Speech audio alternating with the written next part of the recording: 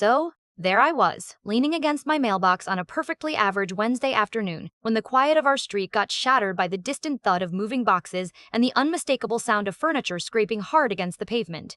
I glanced over, curious but not expecting much, and that's when I first saw him, the new guy. Not your typical neighbor showing up with a smile and a box of cookies.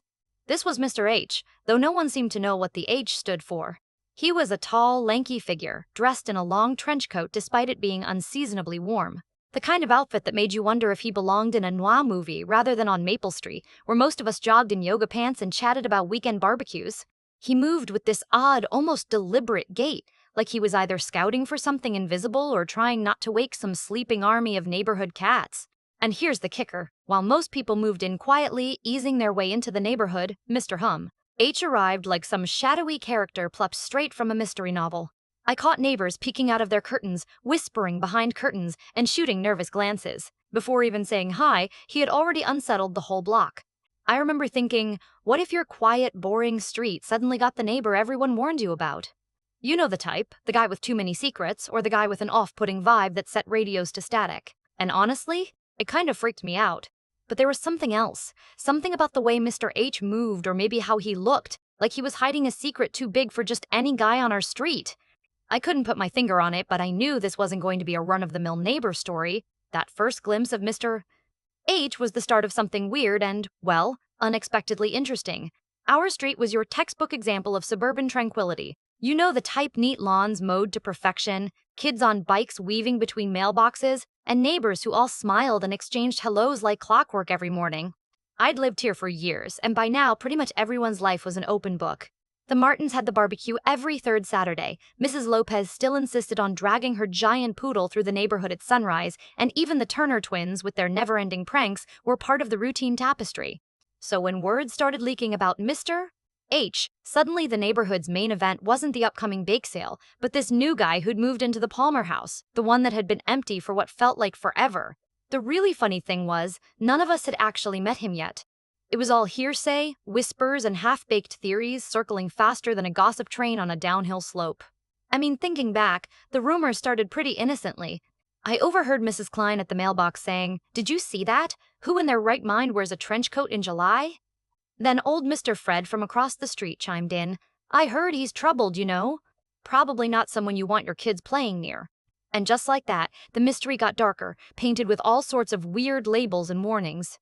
The weird part was how quickly the neighborhood shifted from slightly curious to borderline suspicious. It's funny because normally new neighbors were met with polite nods and, "Let us know if you need anything." Oh. But with Mr. H, people were crossing the street just to avoid passing his driveway, and conversations would come to a sudden halt the moment anyone mentioned his name. Me? I was caught somewhere in the middle. On one hand, I wasn't so sure about the trenchcoat guy and his furtive ways, but on the other, I'm a sucker for a good story, the kind that's not quite black or white. So while others wrinkled their noses and whispered about the weird new guy, I found myself wondering what was really going on behind those shuttered windows. I mean, what was he running from? Or maybe what was he guarding so fiercely? The whole situation had this strange pull, like watching a slow-burn mystery unfold just a few houses down. Sure, a little apprehension clung to me, probably the same way I feel when I try a sushi place with too many exotic ingredients. But curiosity kept pulling me back, nudging me to look beyond the neighborhood grapevine. And yeah, the more I heard, the more I wanted to peel back the layers wrapped tightly around Mr. H. Because if the stories were true, then maybe there was a tale worth uncovering somewhere beneath that trench coat and strange shadow he cast on Maple Street. Or maybe, just maybe, it was all a spectacular misunderstanding waiting to be unraveled. Either way, I had no clue that what started as a mild intrigue was about to become one of those "you won't believe what happened" stories I'd be telling for years. The first time I actually tried talking to Mr. H, it didn't go so smoothly. I figured, maybe I should just say hi, welcome him to the neighborhood. So, one evening after dinner, I grabbed a couple of those cheap cookies I had lying around, not the fancy kind, more the, "I hope this makes me seem friendly and not creepy" type, and walked over to his place. His front porch was shadowed by these tall, scraggly bushes that looked like they hadn't been trimmed since the Reagan administration, which didn't exactly scream warm welcome. I rang the doorbell, and it felt like the sound echoed way too long before he showed up. This tall figure, trench coat fluttering slightly in the breeze. He opened the door just a crack, enough to peek out but not fully invite me in. His eyes squinted a little like he was calculating if I was a threat or some kind of weirdo. Spoiler, probably both. Hey, I'm your neighbor from across the street, I started, trying to keep my tone casual even though my heart was probably doing 5K sprints. Thought I'd say hello, maybe bring some cookies. He glanced down at the package, then back up at me with this expression that was hard to read. Not quite a smile, not quite a frown. Thanks, he said finally, voice low and even. I'll put these inside. And that was it. Not an invitation to come in, not even a nice to meet you. Just this polite but cold dismissal that made me feel like I'd banged on the wrong apartment door. After that, things didn't get much better. The neighborhood was buzzing, or I guess murmuring, with even weirder tidbits. Like the time a weird, screeching noise rolled out from his backyard around midnight. I swear it was like some kind of experimental jazz band was having a nightmare jam session back there. Neighbors peeked out from curtains, clutching their phones, trying to record evidence or maybe call the cops. But when I checked later, Mr. H's yard was silent again, bathed in that eerie porch light glow. Then there were the visitors, always late at night, always in small groups, always too hurried to greet anyone or explain who they were. Some folks swore they saw a black car parked out front that belonged to a sketchy place in the next town over. I even overheard the Martins whispering about possible shady business while pretending to sip lemonade on their porch. The rumor mill was working overtime, spinning stories like a broke carnival ride spinning out of control. The funny, or maybe not so funny part, was how quickly these little oddities started changing the vibe of the whole street.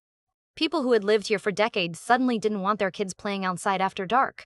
Walks that used to be casual neighborhood chats turned into whisper-only, eye-scanning impossible missions. Honestly, even I caught myself glancing over my shoulder every time I passed his driveway, trying to decide if I was being paranoid or if Mr. H really was some kind of enigma that could pop out of the shadows at any moment. But then, here comes the twist, at least for me. I couldn't shake off this urge to know more.